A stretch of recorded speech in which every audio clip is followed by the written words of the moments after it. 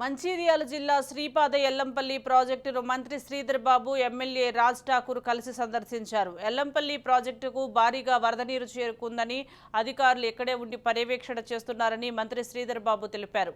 లోతట్టు ప్రాంతాల ప్రజలతో పాటు ఎవరికీ ఇబ్బంది లేకుండా అన్ని చర్యలు తీసుకుంటున్నామని అన్నారు.